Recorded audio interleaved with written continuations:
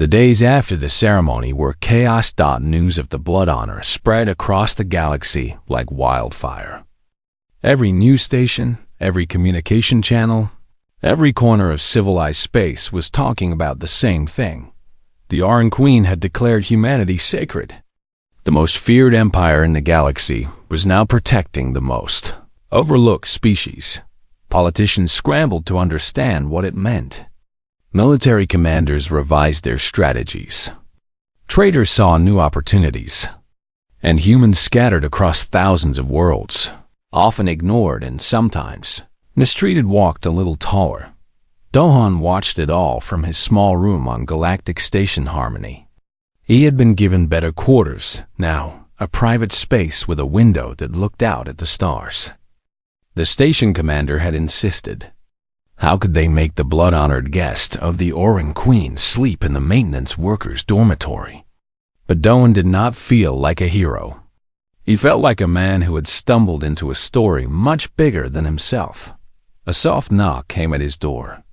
When he opened it, he found Queen Vila standing there, alone. No guards, no advisors.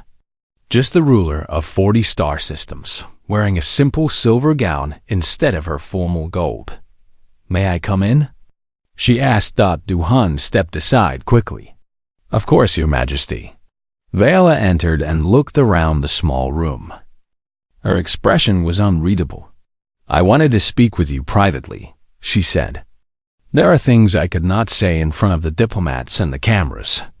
She sat on the edge of his bed, the only real furniture in the room, and gestured for him to sit beside her. Dohan did, feeling incredibly awkward. How was he supposed to act normal when sitting next to a queen? "Tell me about her," Vela said softly. "Tell me about Sami's life after she saved me." Dohan took a deep breath and thought about his grandmother. "She lived simply," he said. "She kept working as a nurse until she was too old to work anymore. She helped in clinics on colony worlds, small places that couldn't afford proper doctors. She delivered babies. She treated injuries. She held people's hands when they were dying." He smiled sadly. "She used to tell me that everyone deserves care, no matter who they are. She said the universe is cold and dark, and the only thing that makes it bearable is when people are kind to each other." Vila nodded slowly. "That sounds like her. Even in those few hours we spent together, I could see that she believed in kindness with her whole heart." "Did she ever seem afraid?" Dohan asked. "When she came to save you, I mean. The way you described it, walking into a war zone, approaching an alien species that could have killed her, wasn't she scared?" Vela was quiet for a moment. "Yes," she said finally. "I could smell her fear. Humans cannot hide their emotions from us." She was terrified. Her heart was racing. Her hands were shaking slightly when she worked on my injuries. Dohan frowned. "But she did it anyway. That is what made her brave," Vela said. "Courage is not the absence of fear. Courage is doing what must be done, despite the fear. Your grandmother was one of the bravest beings I have ever met." They sat in silence for a while, watching the stars through the window.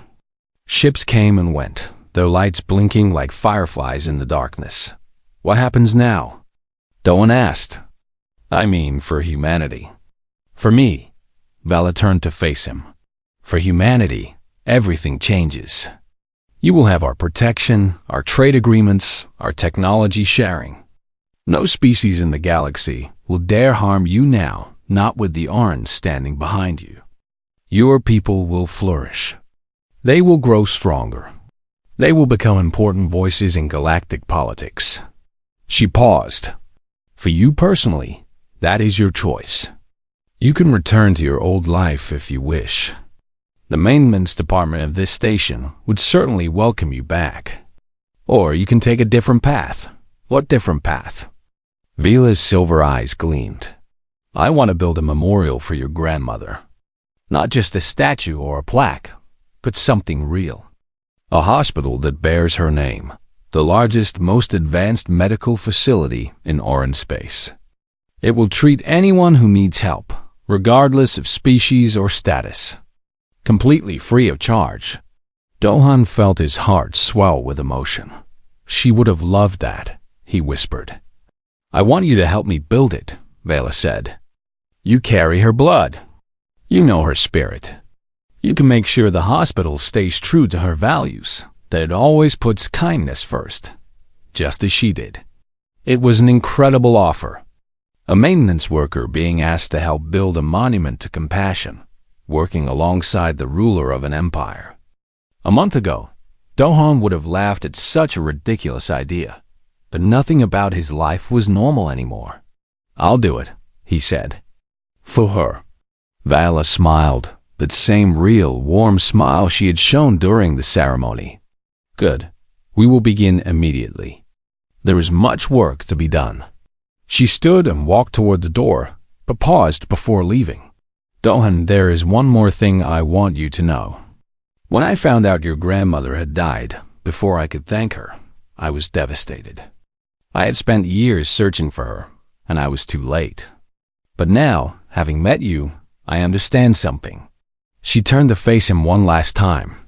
Sami's kindness did not die with her. It lives on in you.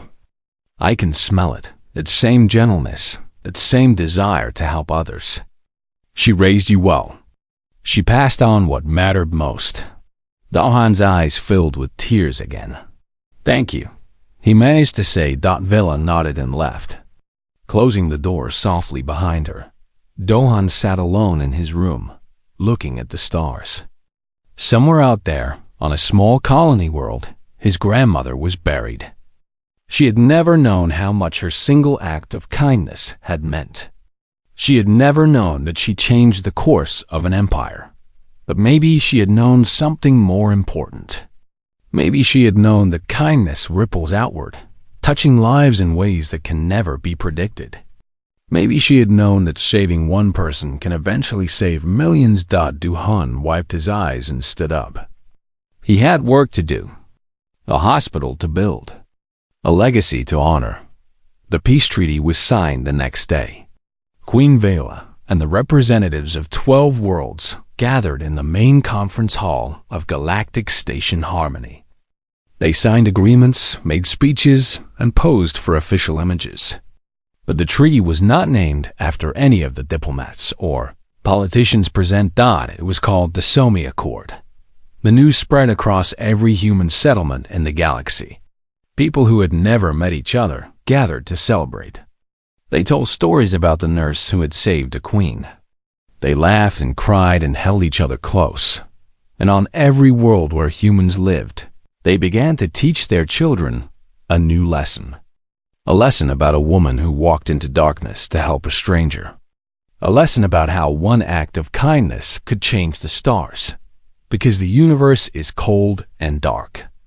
There are wars and dangers and species that would conquer everything if they could. But there are also people like Somi, ordinary people, who choose to be kind, even when it costs them, even when no one is watching. And sometimes, when you least expect it, that kindness comes back. Queen Vela ruled for another 300 years. Under her leadership, the Orn Empire became known not just for its strength, but for its compassion. They built hospitals and schools on worlds that needed them. They defended the weak against the strong. They became guardians instead of conquerors. And every year, on the anniversary of Sami's rescue, Queen Vela would visit the hospital that bore the nurse's name. She would walk through the halls, watching doctors and nurses help patients of every species. She would remember the small human woman who had carried her to safety, and she would breathe in deeply, hoping to catch even the faintest trace of that scent she would never forget. The scent of kindness. The scent that changed everything. Do-han stood in the center of the docking bay, his heart pounding so hard he thought everyone could hear it. The story Queen Vela had told, the story of his grandmother's courage, echoed in his mind, like a beautiful song he was hearing for the first time. His grandmother, his quiet, humble grandmother, who had spent her whole life helping people in small clinics and colony hospitals. She had never talked about adventures or heroic deeds. She had never mentioned saving anyone important. She had just been grandmother, warm hugs, hot soup when he was sick, stories about his mother when he was sad, and all along, she had been carrying this secret. I had no idea, he whispered. Tears were flowing freely down his face now, and he did not care who saw them. She never told anyone, not even my mother. Queen Vila nodded slowly. Her silver eyes held a deep sadness. That is why she was remarkable, the queen said. She did not want praise. She did not want rewards. She simply wanted to help, and then she wanted to continue living her quiet life. There are not many beings in this galaxy who would do such a thing without expecting something in return. Commander Hyan stepped forward carefully. He was still nervous, but curiosity was winning over fear. Your Majesty, he said, if I may ask, what happened after that day? How did you become queen? Vela turned to face him. Some of her cold royal mask returned, but there was still warmth beneath it. When my father's ships found me, she said, I was barely alive. The human nurse's treatment had kept me breathing, but only just. I spent 3 cycles recovering in the medical chambers. The doctor said it was a miracle I survived. She began to walk slowly, her golden gown trailing behind her like liquid sunlight. The crowd parted to let her pass. During that time, I thought about what had happened.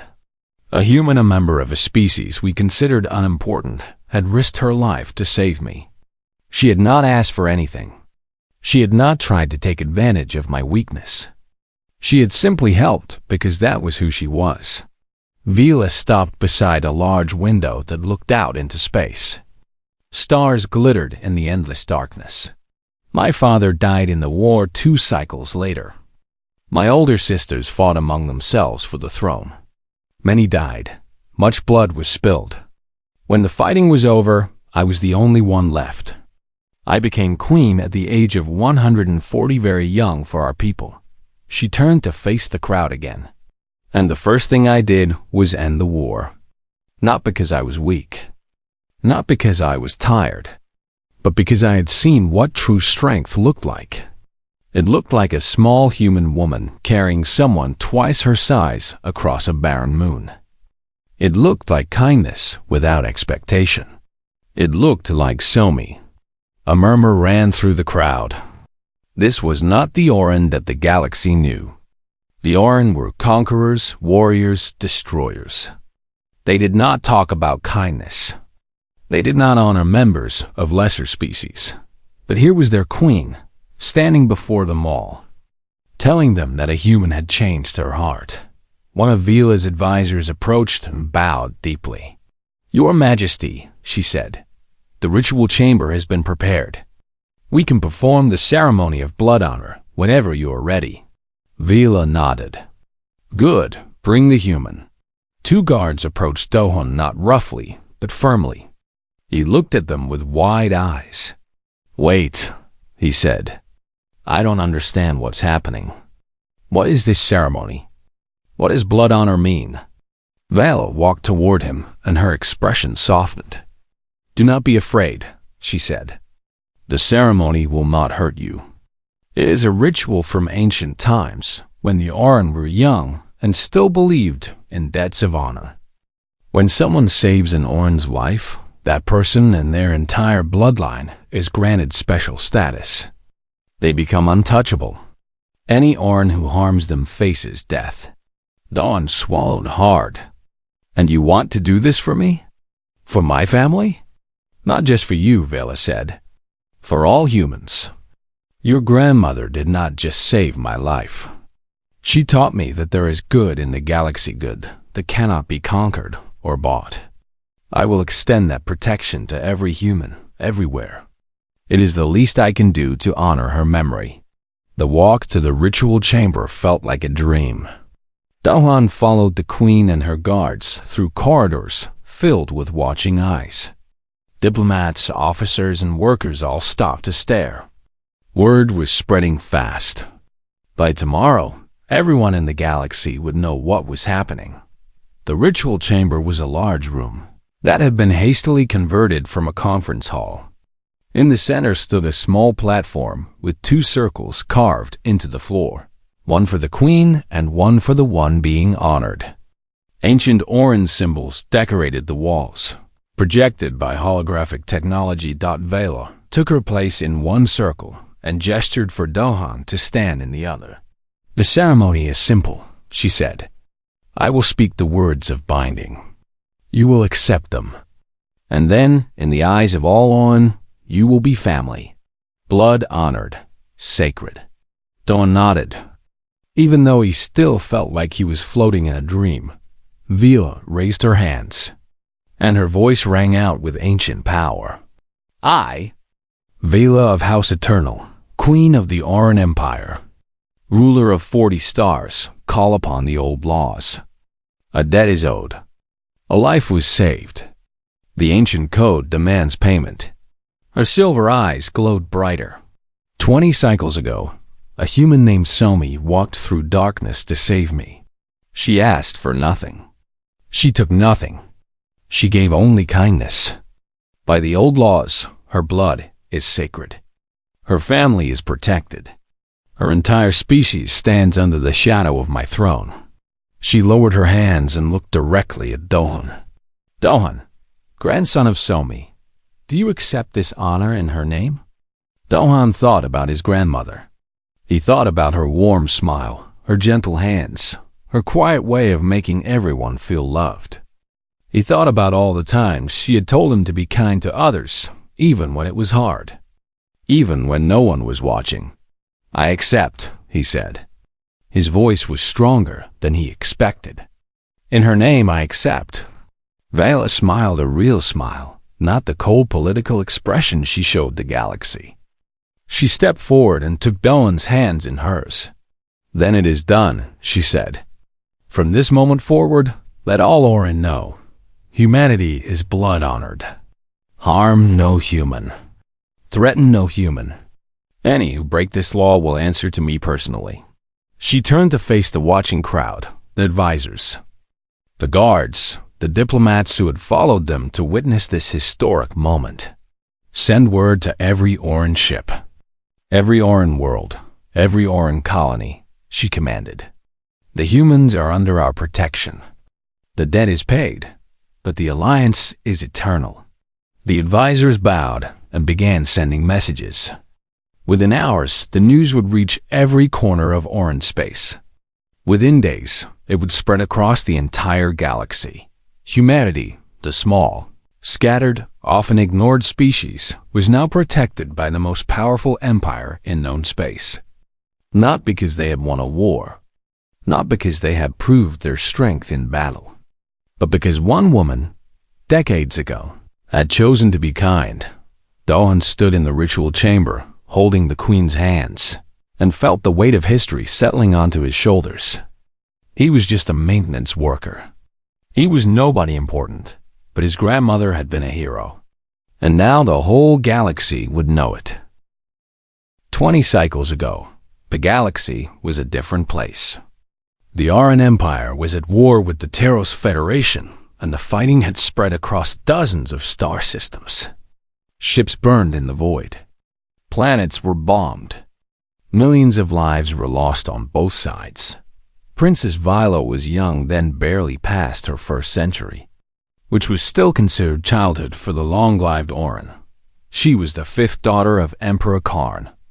Not important enough to be protected heavily, but important enough to be a valuable hostage if captured. She was traveling to meet her father in a military outpost. When the Taros attacked, the battle was short and brutal.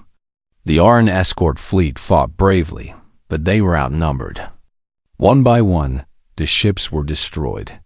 Vela's personal vessel was hit by enemy fire and sent spinning into the gravity well of a small, barren moon. When Vela woke up, she was lying in the wreckage of her ship. The ceiling had collapsed. The walls were bent and broken. Sparks flew from damaged wires and smoke filled the air. Around her, the bodies of her guards and attendants lay still and cold. She was alone. Her legs were trapped under a heavy beam. Her arm was broken. And something else was wrong. Something inside her chest felt like it was burning. When she coughed, she saw blue blood on her hand. The Orin were strong, but they were not invincible. Without medical treatment, Vila knew she would die within days. Maybe hours. Her ship's communication system was destroyed. Her distress beacon was crushed. Even if someone came looking for her, this moon was far from any Orin territory. No help was coming. Vela closed her eyes and prepared to die. She was afraid, but she was also a princess of the Empire. She would face death with dignity. She would not scream. She would not beg. She did not know that salvation was walking toward her at that very moment. Somi was 32 years old. She had dark hair, warm brown eyes, and hands that had healed thousands of patients. She worked as a nurse on a small human medical ship that traveled between colonies, bringing supplies and treatment to people who could not afford proper hospitals. The medical ship had detected the battle from far away, and it stayed hidden until the fighting stopped. Then, carefully, they had approached the debris field to look for survivors. It was dangerous. Both the Orin and the Taros might return at any moment, but the ship's captain, an old man named Jumho, believed in helping anyone who needed it. "There's a life sign on that moon," the ship's scanner operator reported. "Faint, but definitely alive." One being, Captain Junho, looked at the data and frowned. "That's Orin life signature," he said. "The Orin are not friendly to humans. If we save one of them, they might reward us, or they might kill us for seeing them in a moment of weakness." The crew debated for several minutes. Most of them wanted to leave. The Orin were dangerous. The Orin did not care about smaller species. Helping an Orin could easily get them all killed. But Somi spoke up. "If that person dies because we were afraid, we are not healers," she said. "We are just cowards with medical supplies. I did not become a nurse to let people die when I could help them." Captain Junho looked at her for a long moment. Then he nodded. "Take a shuttle," he said. "Be quick. If the Orin or the Taros return, we will have to leave you behind." Somi did not hesitate. She grabbed a medical kit and ran to the shuttle bay. The moon's surface was covered in sharp rocks and fine gray dust.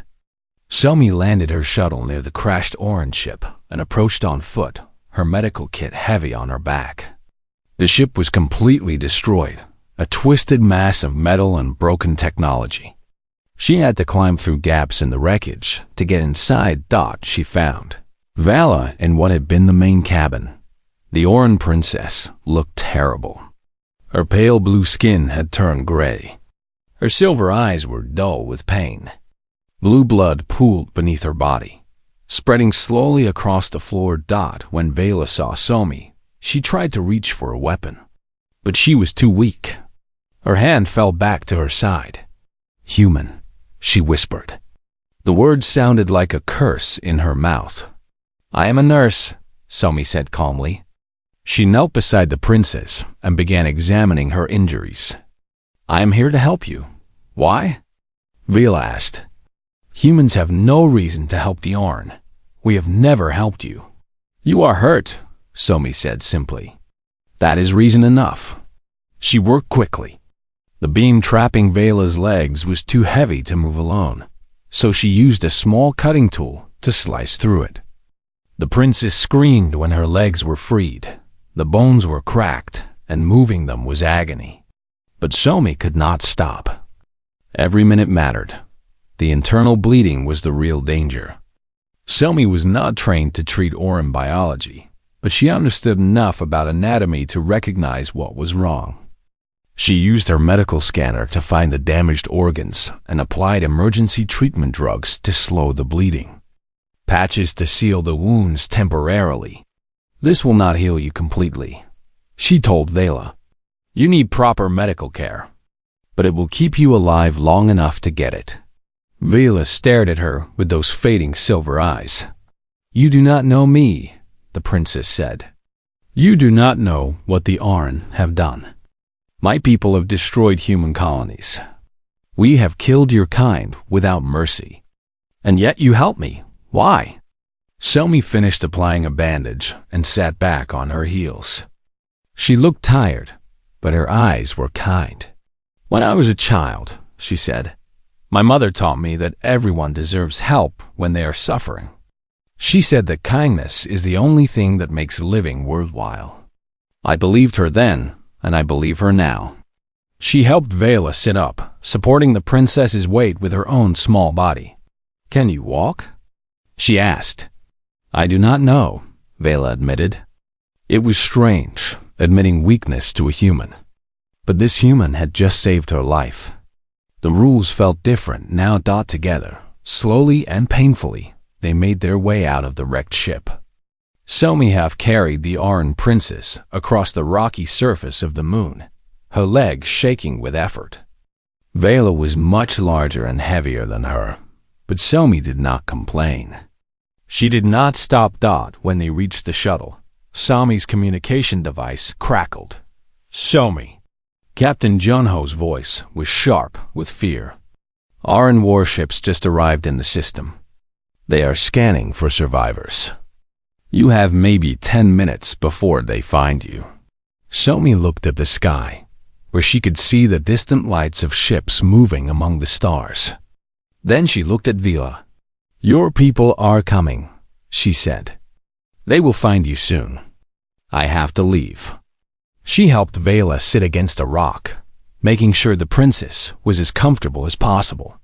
She checked the bandages one more time and left extra medical supplies within reach. Wait, Vela said.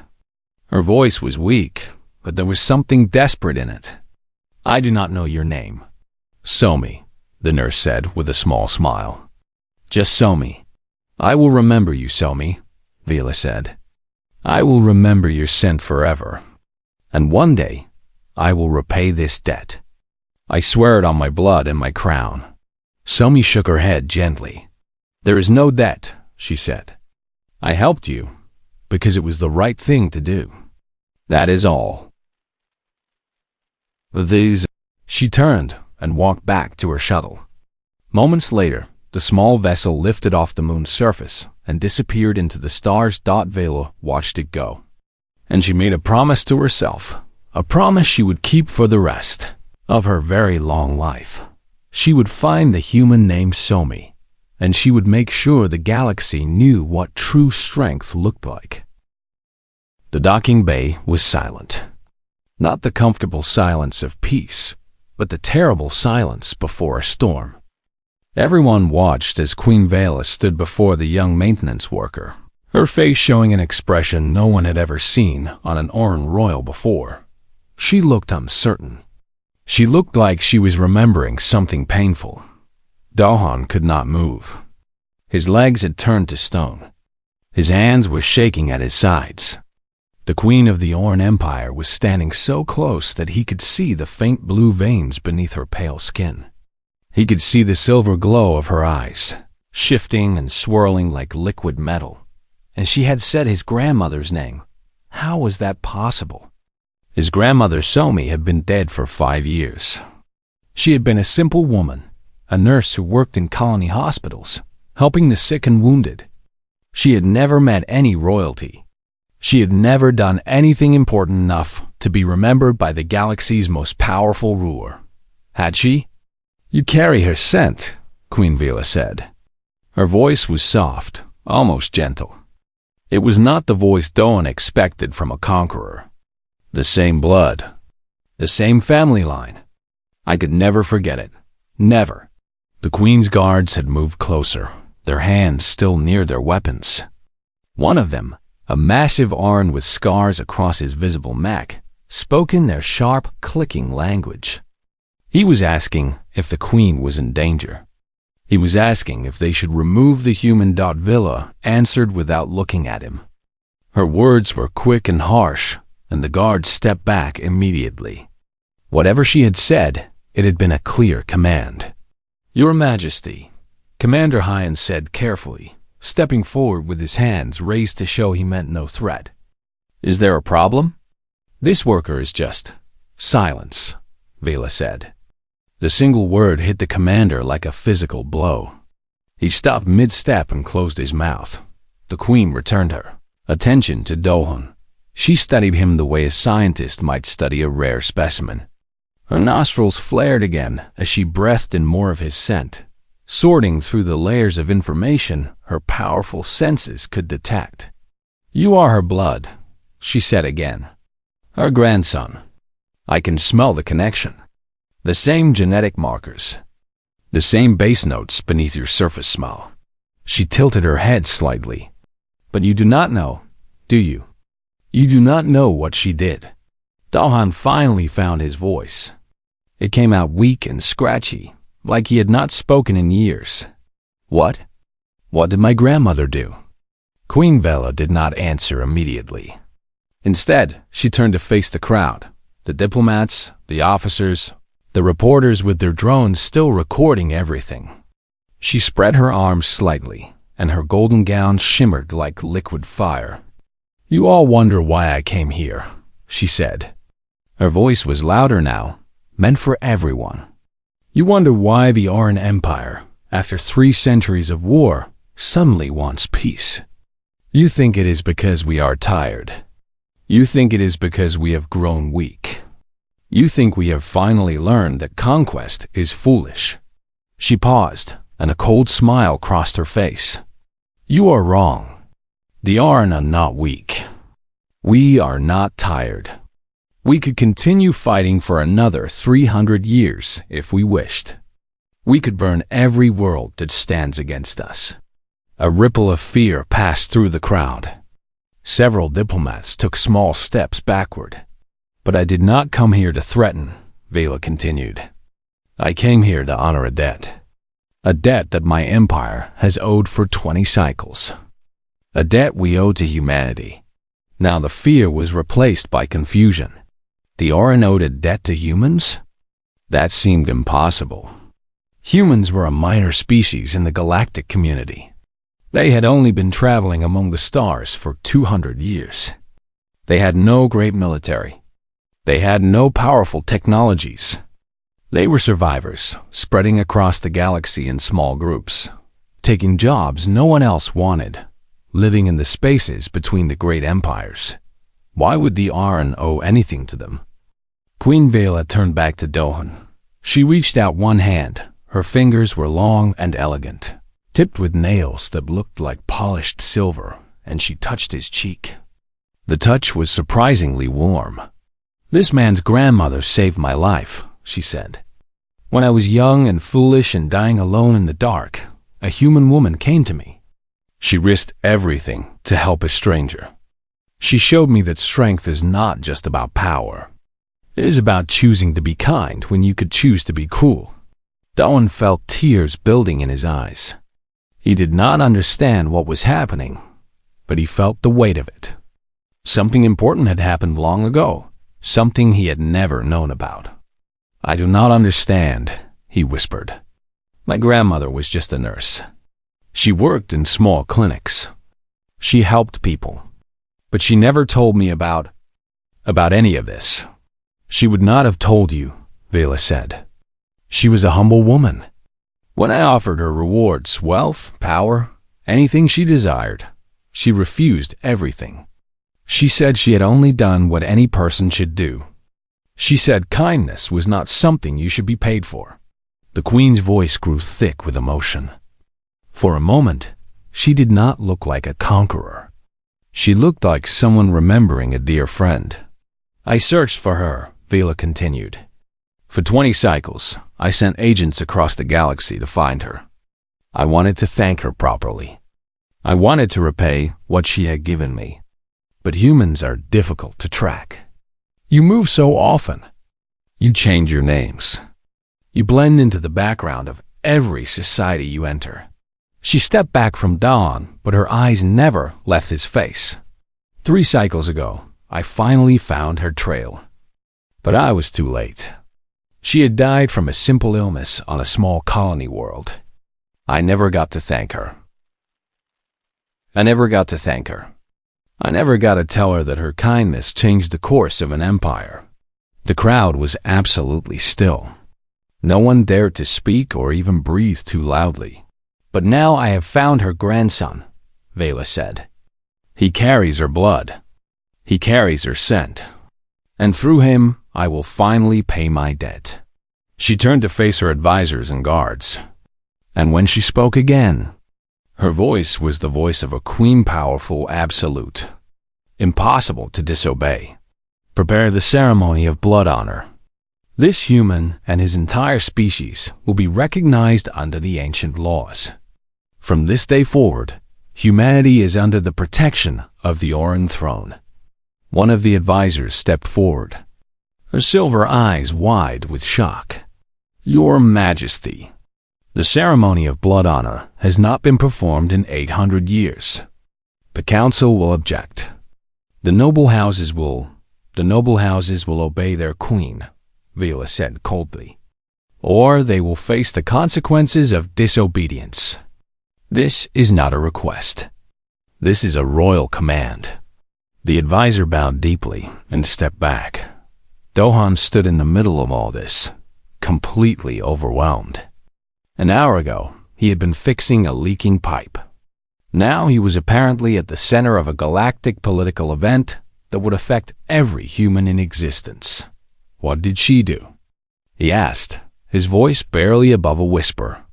Please, Your Majesty, what did my grandmother do to earn this? Queen Vela looked at him, and for just a moment, her cold royal mask cracked. Beneath it, he could see someone who had been young once. Someone who had been afraid. Someone who had been saved. She walked through fire for me, the queen said. And now I will tell you the story. 1 year had passed since the day Queen Vela found her armor restored. The capital city had changed. New buildings rose toward the sky, built with techniques that combined Keth strength and human innovation. New machines worked in the factories, designed by teams of Keth engineers and their strange human consultant. New ideas flowed through the empire, like fresh water through dry land. And at the center of it all was Dohan. He stood in his workshop now, a large room next to the royal forge. It was filled with tools and parts and half-finished projects. Diagrams covered the walls. Models hung from the ceiling. The smell of oil and metal filled the air. He was working on a new project. A suit of armor for the royal guard. Not just any armor, but something that combined the best of both worlds. Keth durability with human flexibility.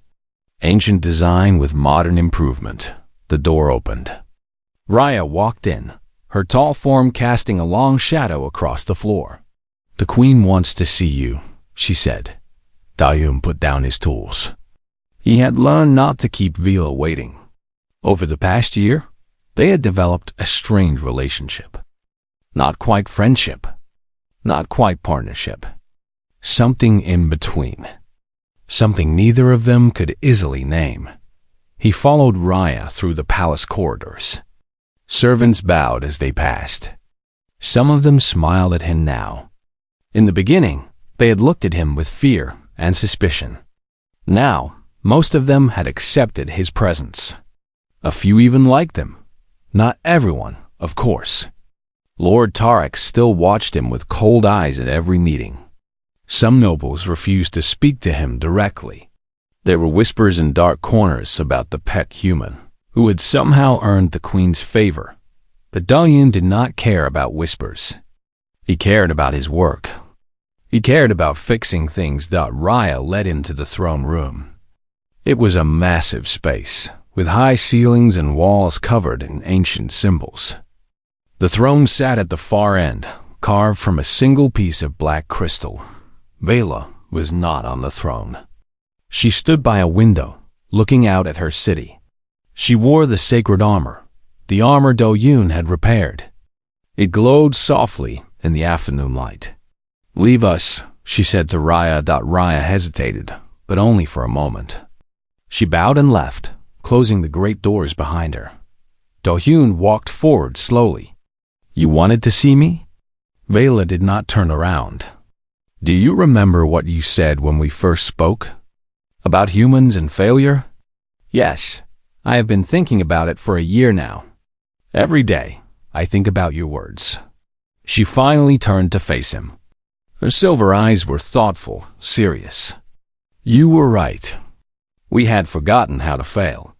We had become comfortable in our success. Our empire was strong, but it was also stiff, unable to bend, unable to change. She walked toward him slowly. Since you came, things have changed. Our engineers are trying new methods. Our scientists are asking new questions. Our people are learning that failure is not something to fear. It is something to learn from. Dawn nodded. I have noticed the change. It is good. Vela stopped in front of him. She reached up and touched the chest plate of her armor, where the worst crack had been. Now it was smooth, perfect, glowing with energy. You fixed this armor, she said. But you have done something greater. You have started to fix my empire. Dawn shook his head. Your people did the work. I just showed them a different way of thinking. That is exactly what I mean. She smiled slightly. You are humble. It is frustrating. A Keth would boast about such achievements for generations. Dohin laughed. It was a sound that had become more common over the past year. On Earth, we have another saying. The nail that sticks up gets hammered down. We learn to be quiet about our successes. A strange philosophy. A survival philosophy. Vela reached into a pouch at her belt. She pulled out something small and bright. It was a piece of metal shaped like a star, attached to a blue ribbon. Ancient symbols were carved into its surface. This is the royal crest of the Keth Empire, she said. It has been given only 12 times in 1,000 years. Each time, it was given to someone who changed the course of our history. She held it out to him. I am giving it to you, Park Do-in. From this day forward, you are not just my smith. You are a lord of the Keth Empire. You will have land, wealth, and servants. You will have a voice in the council. You will have a place in our history. Dawn stared at the crest. His hands, still carrying faint scars from his work on the armor, trembled slightly. I do not know what to say, he admitted. Say you will accept. I accept. Of course, I accept. He reached out and took the crest. It was heavy in his hand. Heavy with meaning. Heavy with responsibility. But I have a request. Vela raised an eyebrow. Speak. There are other humans in your empire. Prisoners like I was.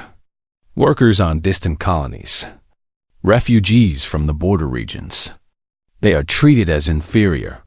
As less than Keth. He held the crest tightly. I want that to change. I want humans to have the chance to prove themselves, as I did. I want them to be judged by their actions, not by their species.